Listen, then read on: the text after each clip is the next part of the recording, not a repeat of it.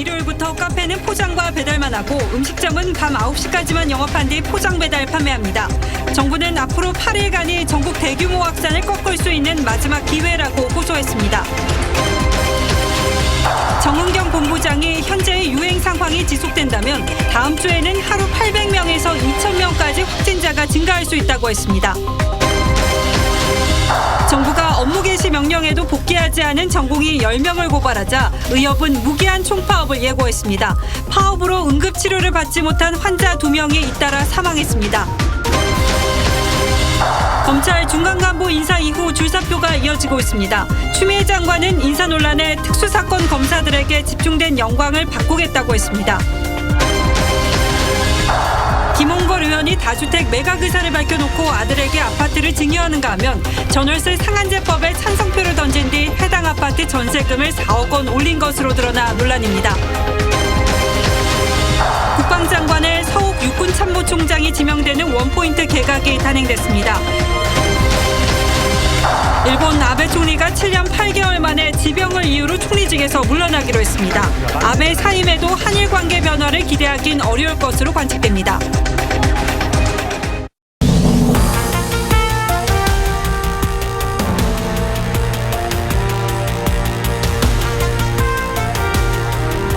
안녕하십니까. 뉴스9의 신동욱입니다. 거리두기 2단계 조치에도 불구하고 코로나19 확산세가 꺾이지 않자 보건당국이 수도권의 방역 조치를 강화했습니다. 하지만 곧바로 3단계로 격상하지 않고 위험시설과 위험집단을 콕 집은 2.5단계 조치입니다. 이에 따라 모레부터는 카페와 음식점, 학원 등 수도권 47만 개 업소의 영업이 제한됩니다.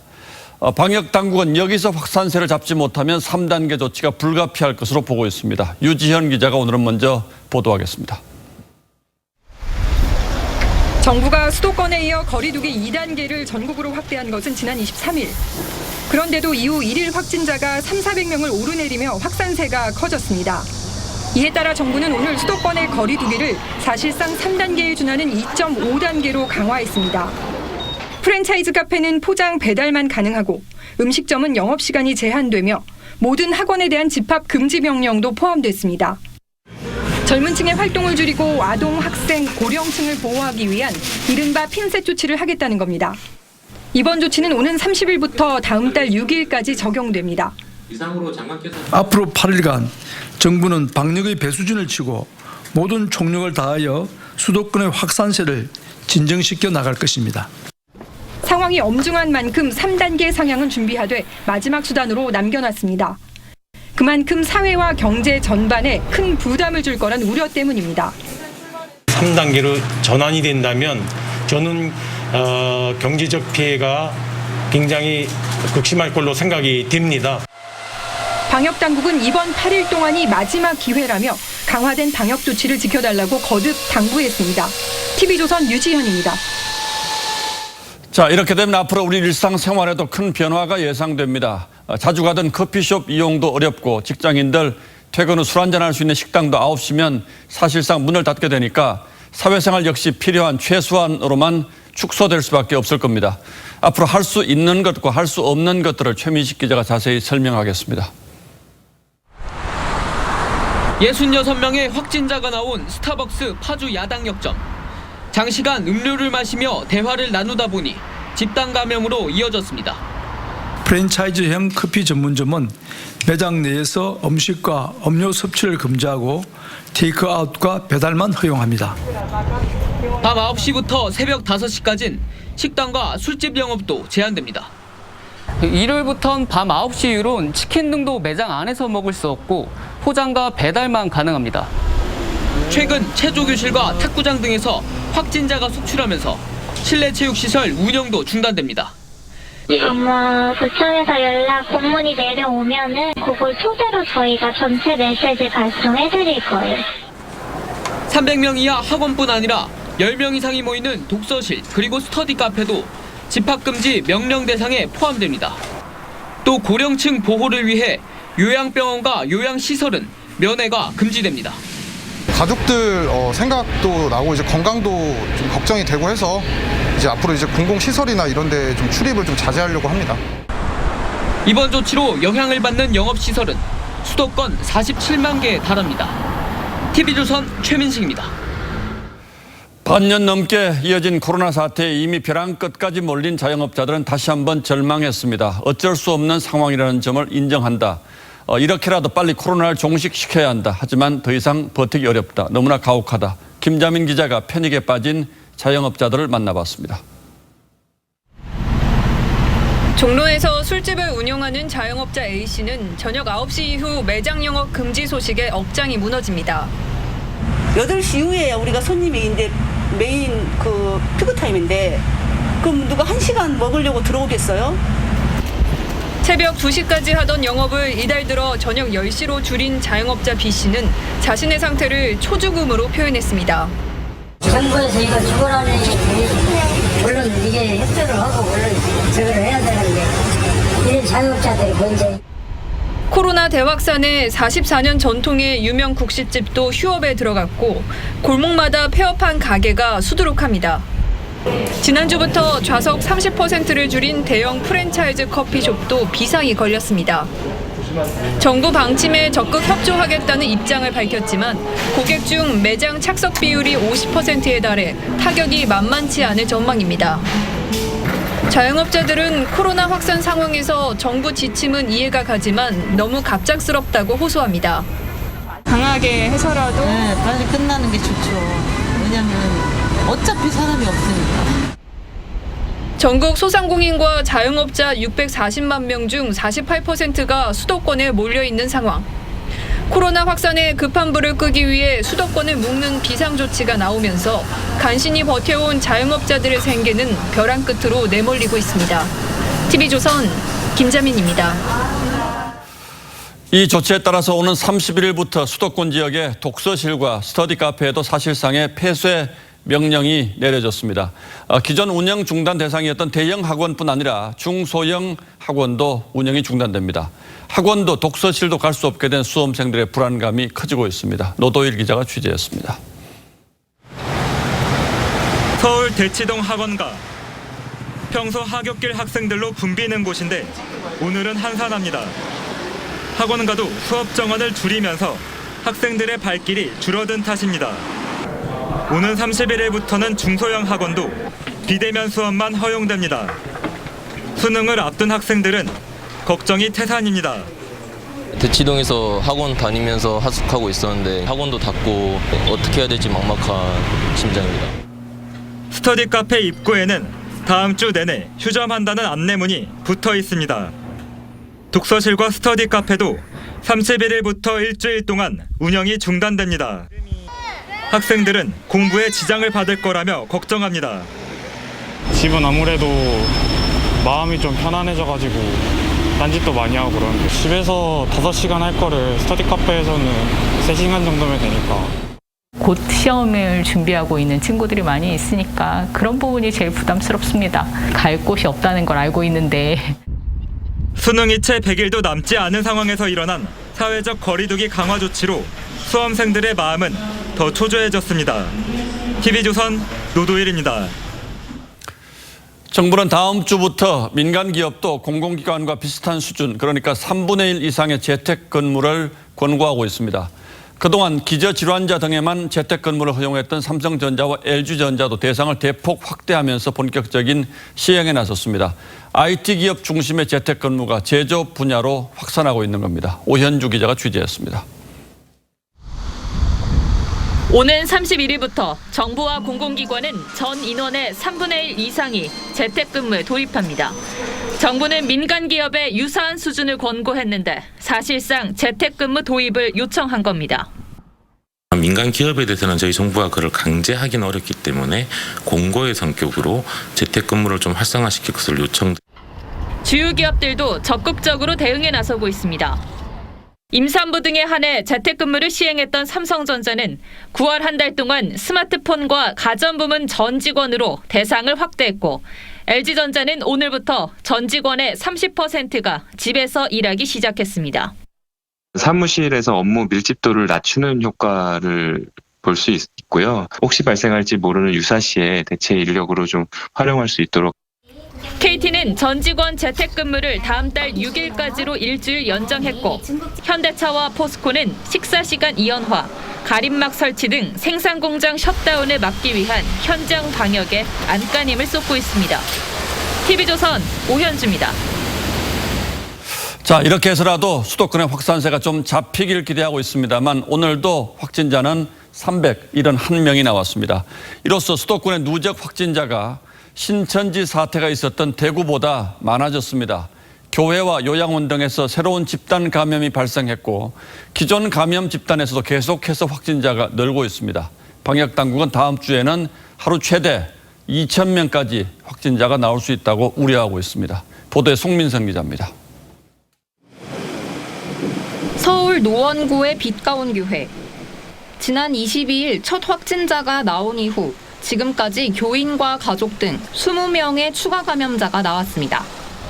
접촉자 360명에 대한 검사가 진행되고 있어 확진자는 더 늘어날 수 있습니다. 8월 16일 예배 참석자를 포함한 교인 및 방문자는 노원구 보건소 선별진료소를 방문하여 검사를 받도록. 최근 수도권에서 발생한 교회 관련 집단 감염은 사랑제일교회와 여의도 순복음교회, 양천 되새김교회 등 모두 10개로 확진자는 1,400명이 넘습니다. 교회 관련 감염은 직장과 학교, 요양병원 등으로 계속 확산되고 있습니다. 현재 유행 상황이 지속된다고 하면 다음 주에는 하루에 800명에서 2,000명까지 확진자가 증가할 수 있고 이미 수도권의 누적 확진자는 신천지 사태의 진원지인 대구를 넘어섰습니다. 방역당국은 확진자가 급증하면 의료 시스템이 붕괴될 수 있다며 이번 주말 비대면 예배를 당부했습니다. TV조선 송민선입니다. 예, 거리두기 3단계 격상을 고민하던 정부가 결국 2.5단계 정도라는 타협점을 찾은 것으로 보입니다만 이렇게 해서 충분한 것인지 전병률 전 질병관리본부장과 자세히 좀 짚어보도록 하겠습니다. 자, 어서 오십시오. 네. 자, 본부장님 다니시면 좀 걱정되시죠? 네, 그렇습니다. 사실상 지금 우리 시민들 다들 불안해하고 있죠. 저 역시도 마찬가지입니다. 자, 방역 효과는 좀 높이고 경제적 충격은 좀 덜 오게 이렇게 타협점을 찾은 것으로 보는데 그동안 전문가들은 계속 지금도 늦었다, 3단계 올려야 한다 이렇게 주장하지 않았습니까? 어떻게 평가하십니까? 네, 사실 그 의료계 입장에서 보게 되면은 어쨌든 간에 접촉을 최소함으로써 발생을 줄이는 그런 노력이 필요하다는 주장을 해왔습니다. 예. 따라서 현재 그 방역 당국이 2.5단계에 준하는 그런 조치를 취하는 것은 어쩔 수 없는 그런 불가피한 그런 조치가 아니었나 그렇게 생각을 합니다. 이 정도 조치면 3단계와는 어떤 차이점이 있습니까? 사실상 이 중위험 시설이라고 할 수 있는 카페라든지 또는 일반 음식점 또 실내 운동장 또 이 도서관 이런 등의 그 운영을 거의 제한하는 것과 마찬가지 효과이기 때문에요. 어떻게 보면 3단계와 거의 비슷한 그런 조치라고 저는 생각을 합니다. 앞으로 이제 접촉을 최소함으로써 계속적인 확산을 막는데 그런 역할을 좀 할 수 있다. 그렇게 저는 평가하고 싶습니다. 예. 자, 그리고 또 하나 짚어볼게요. 일단은 이제 수도권에만 적용을 하는데 물론 수도권에서 확진자가 많이 나오고 있긴 합니다만 지금 피서철이기도 하고 또 특히 이제 젊은이들 중심으로 많이 확산이 되는데 젊은이들 사이에 강원도 PC방 가자 이런 얘기까지 하고 있다 그래요. 이 정도로 충분할까요? 사실 지금 수도권이 전체 우리 대한민국 인구의 반을 지금 차지하고 있지 않습니까? 그래서 1차적으로 수도권에서의 이 2.5단계에 준하는 조치를 보면서 앞으로의 어떤 여러 가지 이 조치들을 좀 더 면밀히 검토할 수 있다. 저는 이 정도면 좀 그래도 충분하다 생각을 합니다. 자, 어제 이제 400명대 확진자가 나왔고 오늘은 300명대로 조금 떨어지긴 했습니다만 여기서 또 올라갈 수도 있습니까? 어떻습니까? 네, 사실상 지금의 이 확진자 현황은 빙산의 일각이다.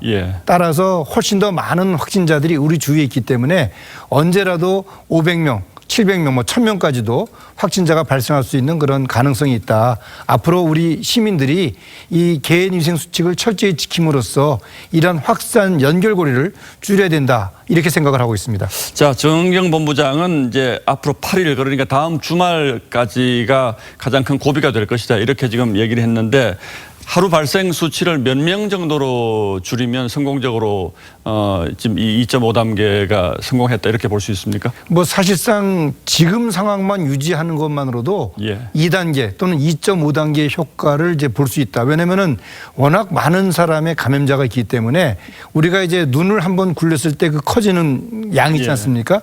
이제는 상당히 커졌죠. 그렇기 때문에 앞으로 이 상황을 뭐 과거와 같은 뭐 20명대 뭐 100명대 낮추기는 상당한 시간이 걸린다 이렇게 생각을 합니다. 따라서 당분간은 접촉을 최소함으로써 현상 유지하는 것 정도 그 정도만 해도 큰 성과다 이렇게 생각을 합니다. 폭발적으로 늘지만 않으면 큰 성과로 볼 수 있다. 예, 그렇습니다. 자, 그러면 통상 이렇게 한 단계를 올렸을 때 이게 얼마 정도 갑니까? 저는 이 확산의 속도는 이 잠복기가 지금 14일 아닙니까? 그 잠복기 2배수 정도까지는 지나야 그 효과를 볼 수가 있다. 따라서 9월 중순 정도나 되면은 적어도 2단계 또는 2.5단계에 준하는 사회적 거리두기의 효과가 서서히 나타날 것이다. 그렇게 생각을 합니다. 그럼 적어도 지금 오늘 이제 이번 일요일부터 2.5단계를 적용한다면 9월 중순까지는 이런 상태로 저희가 시민들이 인내를 해야 된다 이렇게 볼 수가 있겠군요. 네, 사실상 휴가철 동안에 전국적으로 대규모 인파가 어떤 특정한 장소와 또 시설에서 집중을 했기 때문에 그로 인한 접촉의 양이 대단히 큽니다.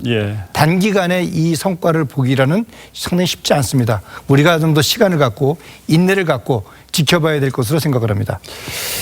전병률 전 질병관리본부장 말씀 잘 들었습니다. 고맙습니다.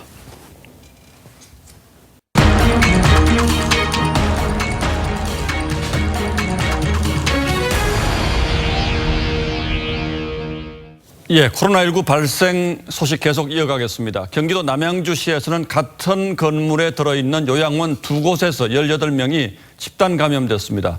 이 건물에는 또 다른 요양원 6곳이 더 입주해 있어서 추가 감염 우려가 큽니다. 방역당국은 요양원 관계자 200여 명과 건물 전체를 격리 조치했습니다. 구자영 기자가 그 현장에 다녀왔습니다. 남양주의 한 상가 건물 입구에 통제선이 쳐졌습니다. 3층짜리 건물 전체는 출입이 완전히 통제됐습니다. 이 건물의 한 요양원에서 일하는 요양보호사 한 명이 어제 첫 확진 판정을 받았습니다. 요양보호사의 접촉자 27명을 검사했더니 요양원 2곳에서 종사자와 입소자 등 17명이 추가 확진됐습니다. 요양보호사의 감염 경로는 아직 확인되지 않았습니다. 방역당국은 확진자가 발생한 요양원뿐만 아니라 같은 건물에 입주해 있는 또 다른 요양원 6곳에 모든 종사자와 입소자 200여 명을 코호트 격리했습니다. 건물 1층에 있던 식당 등 요양원 외 업소 관계자들은 자가격리 조치했습니다. 같은 공간을 사용했던 직원과 입소자들에 대한 검사가 들어갔고 그중 현재 13명이 확진으로 요양원과 같은 승강기를 사용하는 건물 지하의 수영장과 찜질방도 폐쇄됐습니다. 그쪽 아래를 안 내려가기만을 바라고 있는 거죠. 근데 거기서 나온 사람들은 다 그게 곳곳에 퍼져버리니까. 방역당국은 지난 23일부터 해당 건물을 방문한 시민들은 반드시 검체 검사를 받아야 한다고 당부했습니다. TV조선 구자영입니다.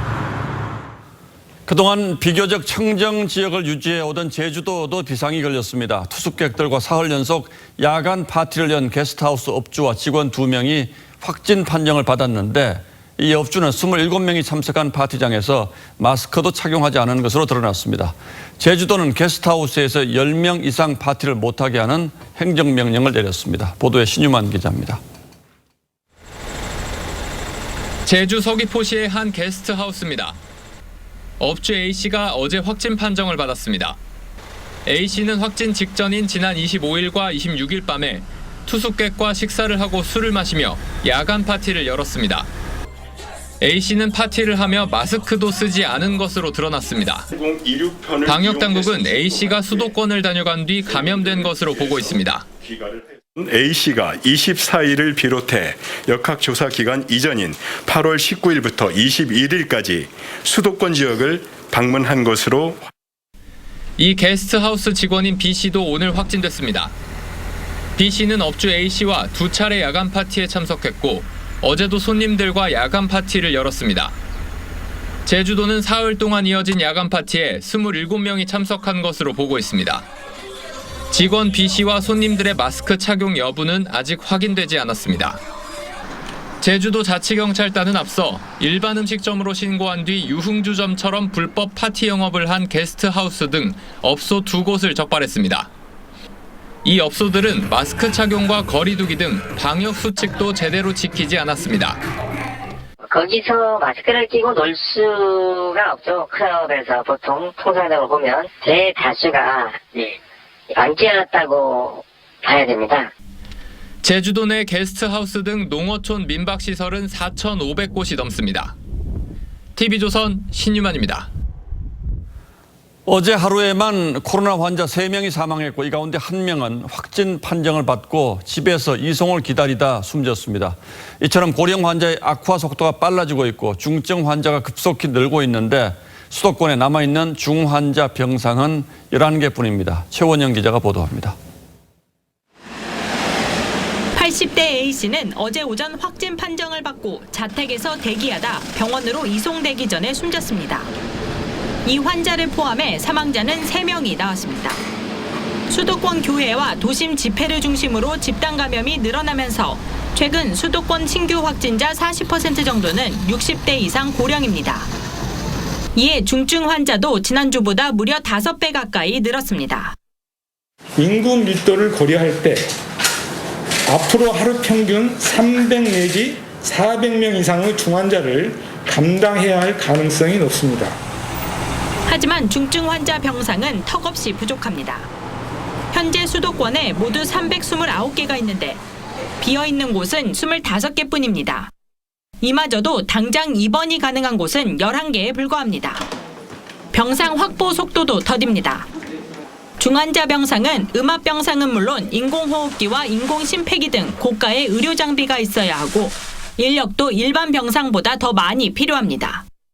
열심히 병상을 확충하고 생활치료센터를 늘리고 있지만 이런 그 증가 속도가 지속된다고 하면 의료 시스템의 붕괴도 걱정되는.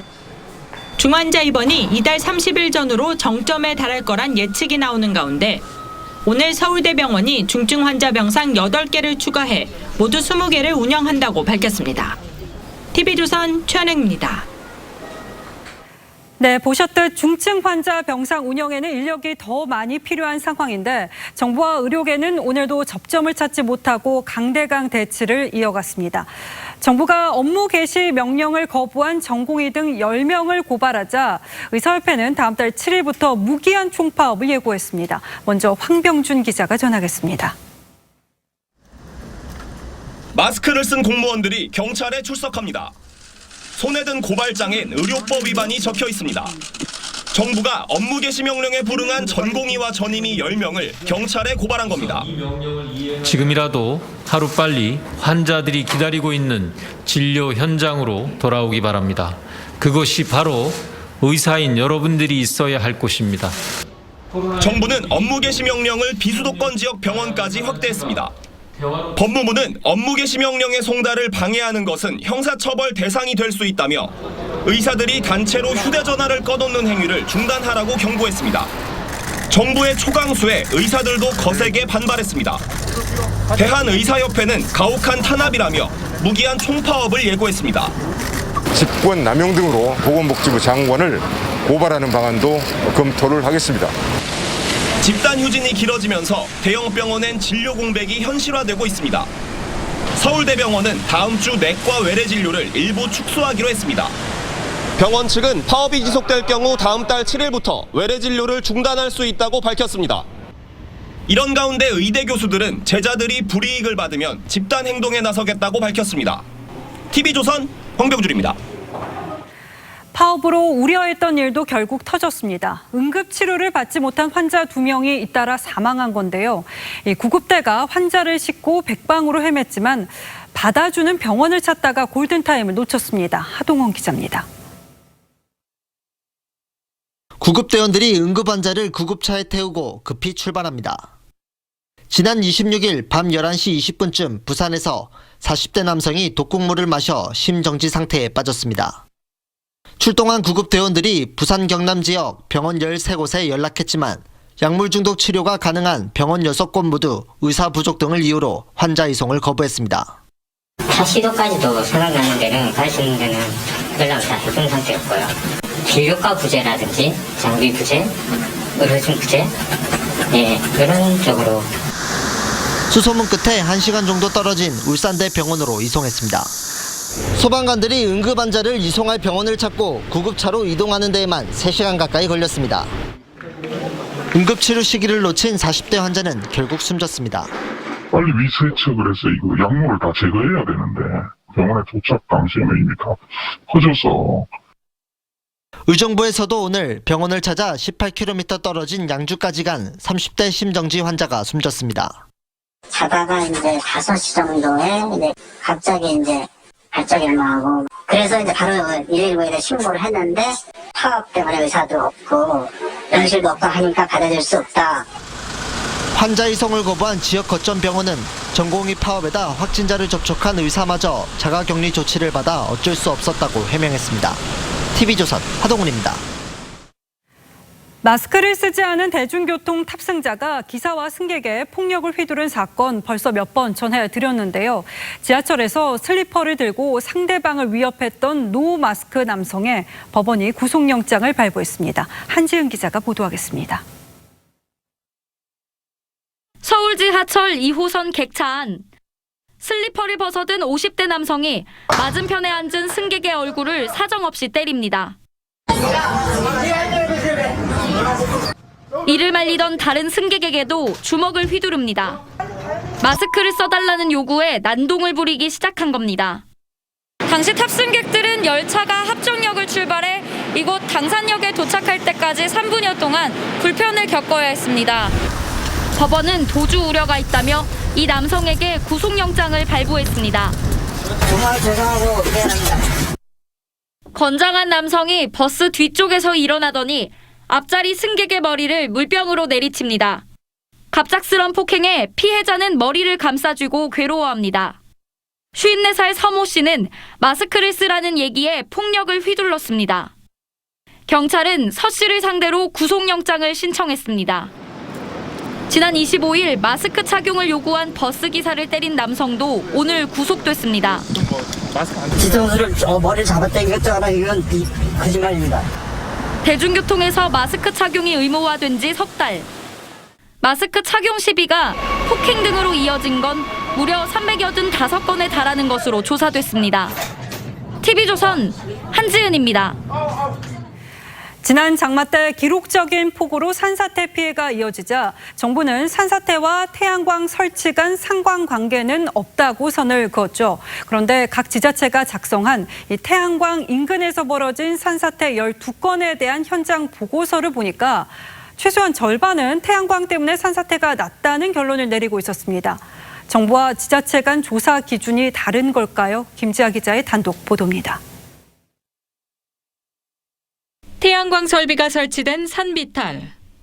산사태로 인근 토사가 흘러내려 논밭을 뒤덮었고 태양광 설비는 종잇장처럼 휘어졌습니다.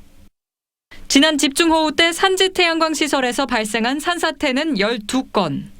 당시 담당 지자체가 자체적으로 작성한 현장조사 보고서에 따르면 태양광 시설 부근에서 산사태가 난 12곳 가운데 경북 봉화의 2곳과 전북 남원, 전남 한평, 충북 제천, 경북 성주 등 6곳은 산사태 등 호우 피해가 태양광 설비와 직간접적으로 연관이 있다는 결론을 내렸습니다. 태양광이 산사태의 주 원인이라는 주장은 근거가 부족하다고 밝혔던 정부의 입장과는 상반되는 내용입니다. 준비 없이 태양광 발전 시설을 무조건 확대시키면서 재해만 증가하고 지금이라도 탈원전, 신재생 확대 정책 전반을 빨리 재고해야. 전문가들은 2018년 정부가 강화한 산지 태양광 설비 기준도 확실한 사전조사와 사후 관리가 없는 한 큰 효과가 없다고 지적합니다. 그 지역의 지형과 지질의 특성을 충분히 검토하지 않고 배수 공사나 그런 걸 제대로 안 하기 때문에 무너지는 거지. 경사가 뭐 25도를 해준다고 15도 안 해준다고 안 무너지고 그런 게 아니에요. 산림청은 산사태 발생 12곳의 지형과 지질을 현재 분석 중이라며 앞으로 안전성 검토를 강화하겠다고 밝혔습니다. TV조선 김자입니다. 검찰 중간 간부 인사 이후 줄사표가 이어지고 있습니다. 추미애 장관은 인사 논란에 이 한두 건 폼나는 특수사건을 수사한 검사들에게 집중됐던 영광을 바꾸겠다고 했는데 줄사표가 여기서 그치지 않을 것이라는 예상이 많습니다. 김태훈 기자가 취재했습니다.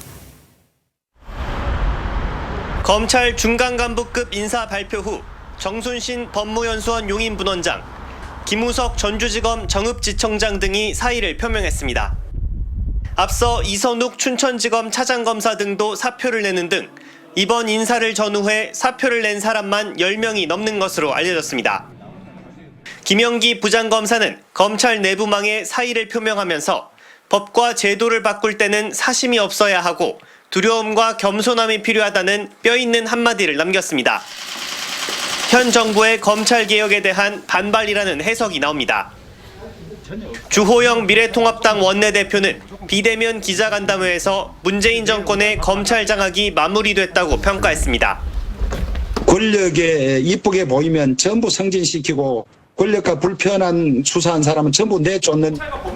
추미애 법무장관은 형사 공판 업무에 전념해온 검사들을 우대한 것이라고 했습니다.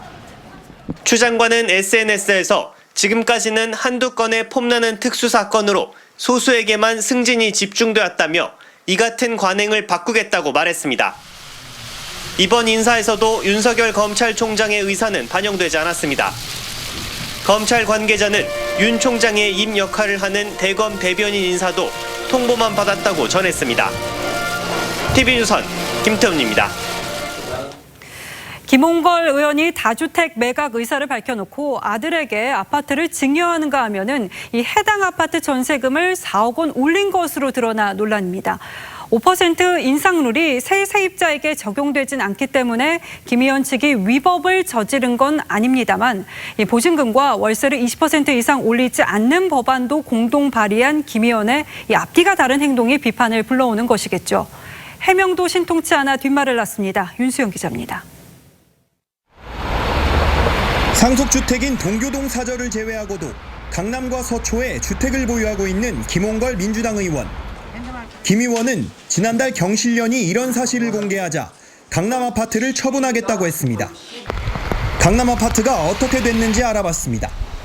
김 의원 측이 보유했던 이 아파트는 지난달 14일 김 의원의 둘째 아들에게 증여된 것으로 확인됐습니다.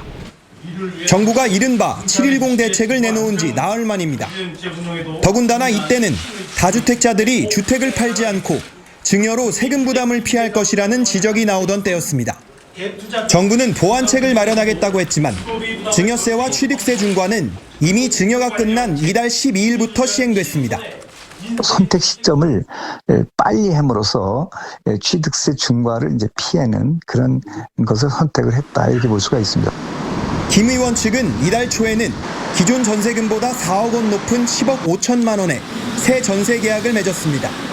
전월세 5% 상한제가 시행된 이후지만 새로운 세입자에겐 적용되지 않아 가능하긴 합니다. 하지만 김 의원은 전월세 상한제 국회 통과 때 찬성표를 던졌고 보증금과 월세를 20% 이상 올리지 않는 법안도 공동 발의했습니다. 모두 서민주거 안정을 위한 법입니다.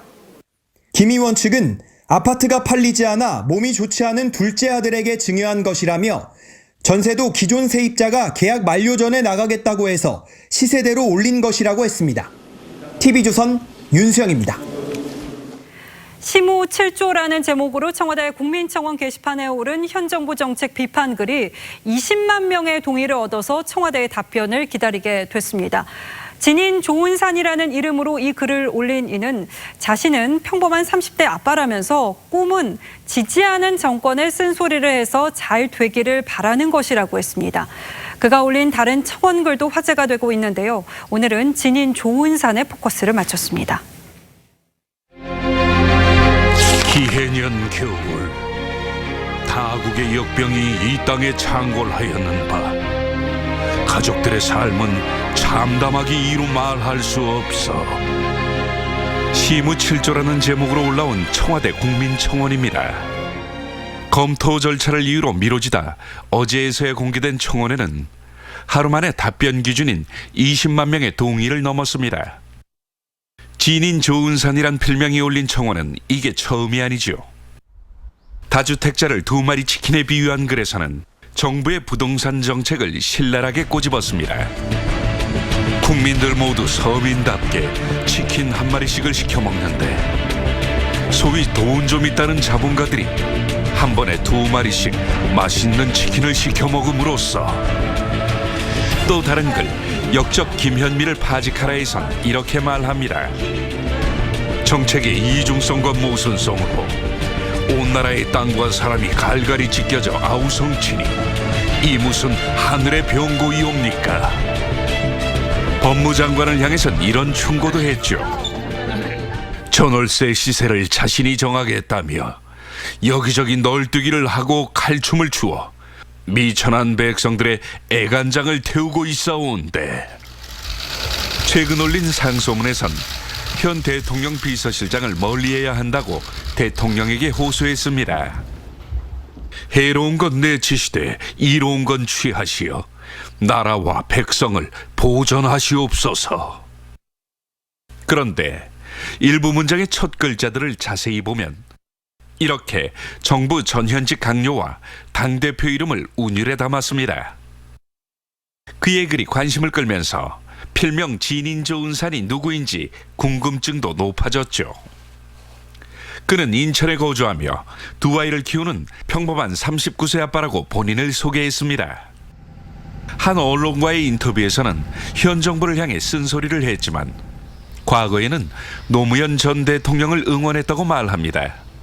그러면서 진보도 보수도 아니라며 정치적 성향의 글이 아니라고 했죠. 그는 시무칠조에 꼭 써놓고 싶었던 문장을 개인 SNS에 남겼습니다. 5천만의 백성은 곧 5천만의 세상과 같다. 나라를 위해 절절하게 호소한 상소문. 이제는 청와대가 답할 차례입니다. 뉴스9 포커스였습니다.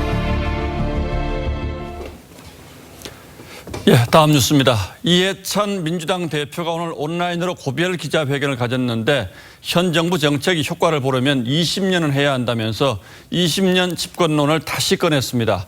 김혜영 최고위원은 당이 잘못을 인정하는 게 부족했다고 했습니다. 민주당은 내일 대표를 포함해서 새 지도부를 뽑습니다. 황정민 기자가 보도합니다. 내일 물러나는 민주당 이해찬 대표가 이른바 20년 집권론을 거듭 주장했습니다.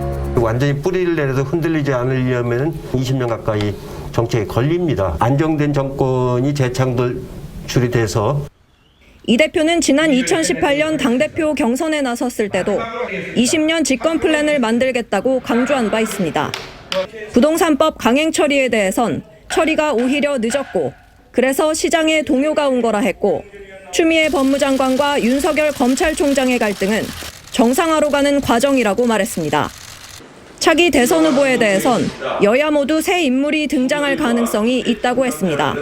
후보가 또 새로 나오기도 하고 또 지금 잘 나가시는 분이 또 어려움을 겪기도 하고 이제 그럴 겁니다. 미스터 쓴소리로 불렸던 김혜영 최고위원도 지도부에서 물러나며 잘못한 건 잘못했다고 인정해야 하는데 당이 그런 점이 부족했다고 자성했습니다. 온라인 비대면 방식으로 치러지는 내일 전당대회에선 새 당대표와 5명의 최고위원이 가려집니다. TV조선 황정민입니다. 청와대가 오늘 국방부 장관 후보자의 서욱 육군 참모총장을 지명하는 원포인트 개각을 단행했습니다. 현 정부 들어서 첫 육사 출신 국방부 장관이라는 의미가 있습니다. 하지만 코로나 확산세로 인해서 정부가 방역에 총력을 기울이고 있는 시기에 단 한 명의 장관을 바꾼 원포인트 인사라는 점에서 왜 이런 인사를 했을까 다양한 관측이 나오고 있습니다. 그 정확한 이유는 아직 알 수 없습니다만 퇴진 여론이 높은 일부 장관들은 당분간 자리를 지키는 걸로 봐야 할 것 같습니다. 신원석 기자가 취재했습니다. 문재인 대통령은 새 국방부 장관 후보로 서욱 현 육군참모총장을 지명했습니다. 해군과 공군 출신에 이어 이번엔 육사 출신을 통해 군 결집력을 높이겠다는 의도로 풀이됩니다. 연합 합동작전 분야에 대한 높은 전문성을 보유하고 있습니다. 특히 작전 통발탁으로 인사의 메시지가 전시작전권 전환에 있음을 드러냈습니다. 조건에 기초한 전작권 전환이니까 조건을 가속화시킬 수 있도록 그렇게 노력을 하겠습니다. 이번 인사는 한 달여 남은 박한기 합참의장 임기 등과 맞물려 원포인트로 단행됐다는 게 군 안팎의 시각이지만 외교와 경제부처 등 추가 교체는 없다는 의미란 해석도 나옵니다. 뉴질랜드 성추행 의혹과 관련해 초기 대응이 부실했다는 지적이 나온 강경화 외교부 장관은 현 정부와 임기를 같이 할 가능성도 거론됩니다. 부동산 정책 혼선으로 책임론이 불거졌던 김현미 국토부 장관 역시 당장 교체 가능성은 낮다는 게 청와대 기류입니다. 저는 절대 자리에 연연하거나 욕심이 있지 않습니다. 초대 멤버인 박능우 복지부 장관은 교체설이 나왔지만 코로나 방역 상황에 따라 교체 시기도 유동적입니다. TV조선 신은서입니다.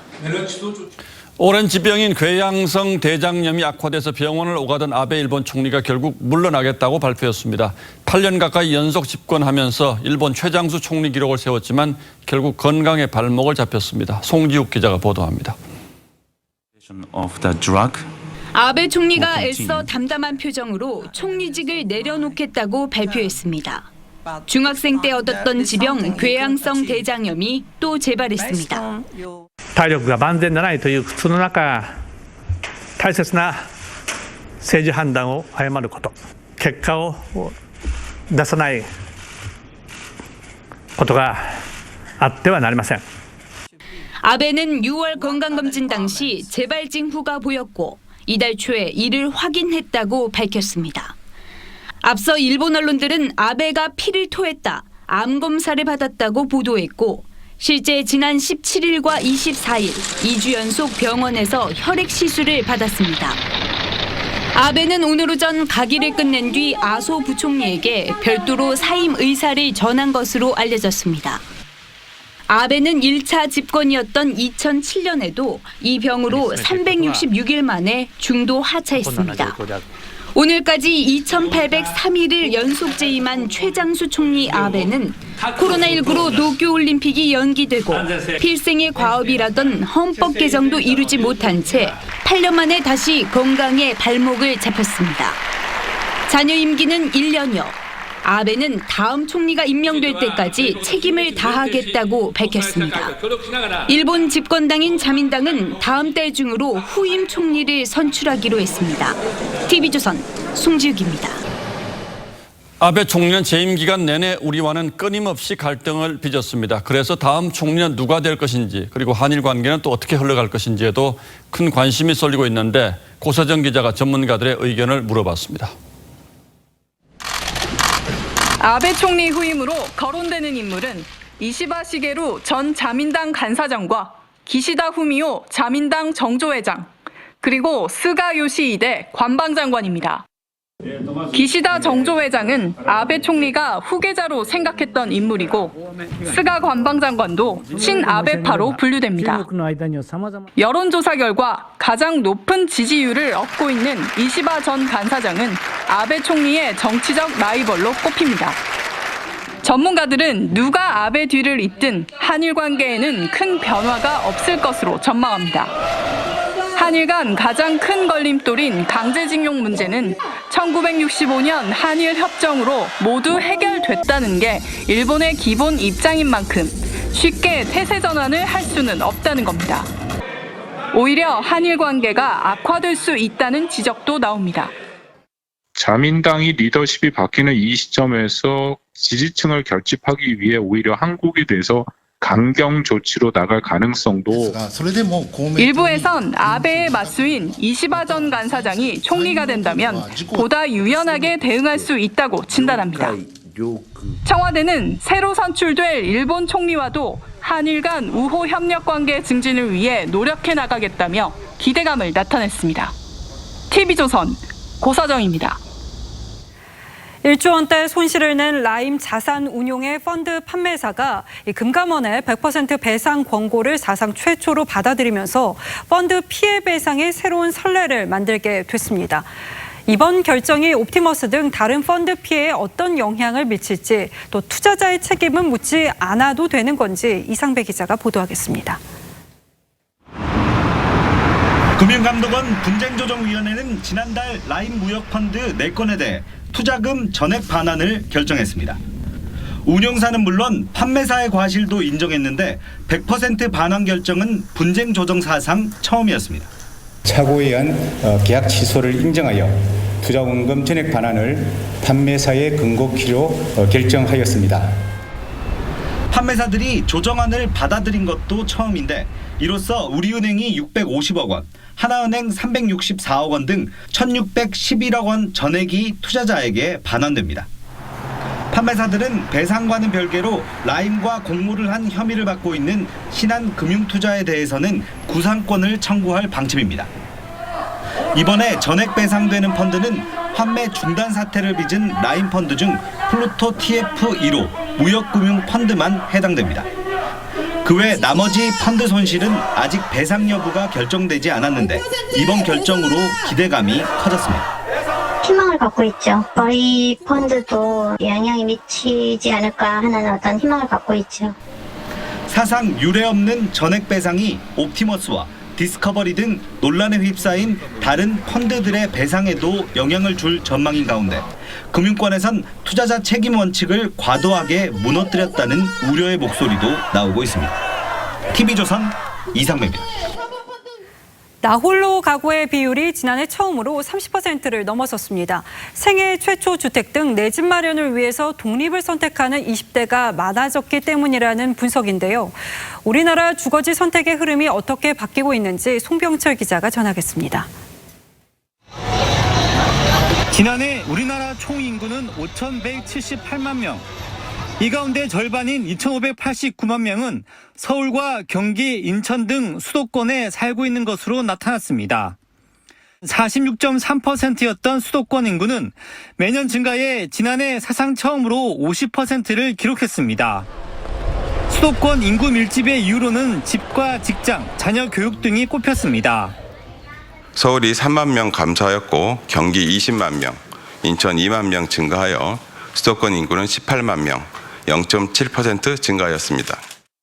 가구 구성에선 1인 가구의 증가가 특히 눈길을 끌었습니다. 20대 1인 가구의 급증세 속에 나홀로 가구 비율은 사상 처음으로 30%를 넘겼습니다. 해마다 4만 명쯤 늘던 20대 1인 가구 수는 작년에 10만 명 가까이 급증했습니다. 독립적 공간을 원하는 젊은 층이 늘어난 데다 부모와 세대를 분리하면 생애 최초 주택 등 내 집 마련에 유리한 것도 원인이라는 분석입니다. 평균 가구원 수도 역대 최저치인 2.39명으로 떨어졌습니다. 청년층들이 이제 경제적으로 직장을 잡거나 이렇게 약간 독립할 수 있다면 이제 갖다 사는 것들이 서로 어떤 그런 삶을 존중하는 방식이 되고, 연령별로는 14세 이하 유소년 인구가 17만 명 줄어든 사이 65세 이상 고령 인구는 36만 명 늘어 심각한 고령화를 드러냈습니다. TV조선 송병철입니다. 초대형 허리케인 로라가 미국 남부를 강타했습니다. 지붕이 뜯겨나가고 트레일러가 날아갈 정도다 보니까 기자들은 생중계를 포기했습니다. 유혜림 기자가 피해 상황을 전합니다. 매섭게 몰아치는 물폭탄. 대형 트레일러가 맥없이 넘어집니다. 건물 지붕도 뜯겨집니다.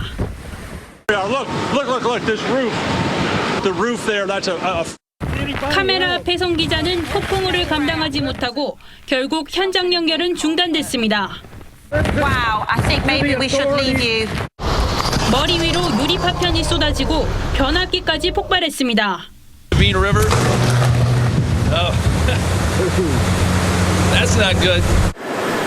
최고 5단계 허리케인 중 4단계에 해당하는 로라가 루이지애나와 텍사스 등 남부지방을 휩쓸었습니다. 상륙 당시 최고 풍속은 시속 241km. 역대 허리케인 중 가장 강력했습니다.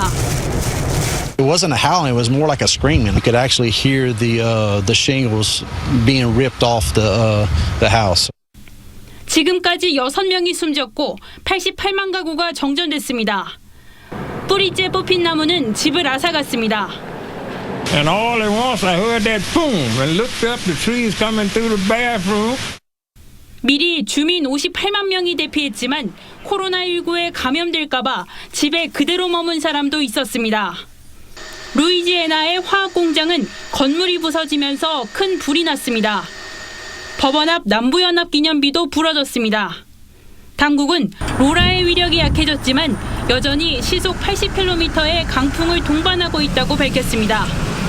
TV조선 유혜림입니다.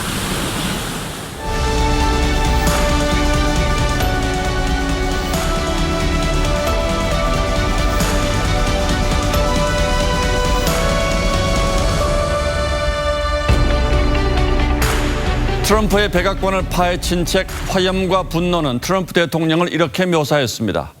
아부하면 스위치가 켜지고 비난하면 꺼지는 아주 단순한 기계. 그렇듯 트럼프는 최상급 존칭과 찬사로 가득한 김정은의 친서를 아름다운 편지라고 했죠. 언젠가 박근혜 대통령이 어느 스페인어권 국가를 방문해 무차스 그라시아스라고 인사했습니다. 그러자 스페인에서 박사학위를 받았던 현지 우리 대사가 글을 올렸습니다. 저보다 스페인어를 잘하는 대통령님, 저는 스페인어 열공 모드로 돌입하렵니다. 그는 대통령의 기품, 우아함, 부드러움, 강인함이 이곳 대통령의 넋을 빼앗았다고도 했습니다. 그에 못지않은 글이 얼마 전 김정숙 여사 수재 현장 봉사 감상문으로 올라왔습니다. 그 진정성과 순수함, 겸손함은 높은 자존감, 이타성, 측은지심을 지닌 분만 가능합니다.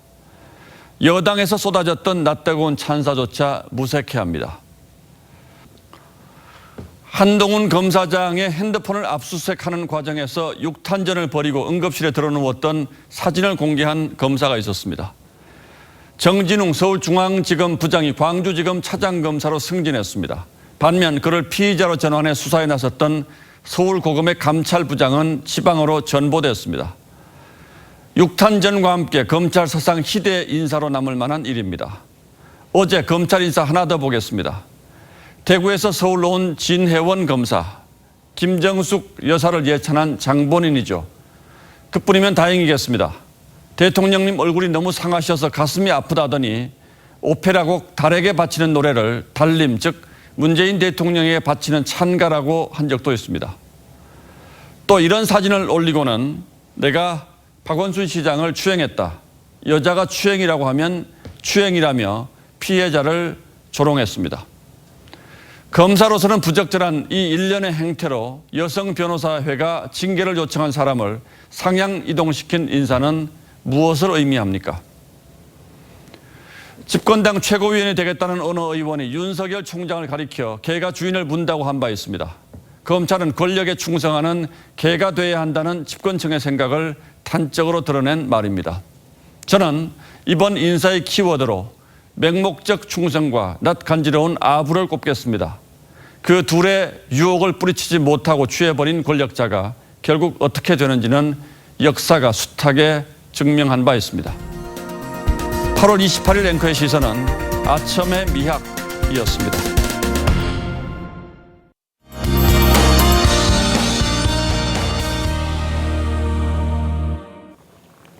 장마도 가고 태풍도 갔는데 맑은 하늘 보기가 여간 쉽지 않습니다.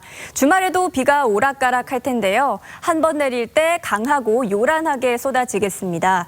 남해안과 경상도는 내일 아침까지, 제주도는 내일 밤까지 비가 이어지겠고요. 오후 동안에는 내륙 지역을 중심으로 소나기가 지나겠습니다.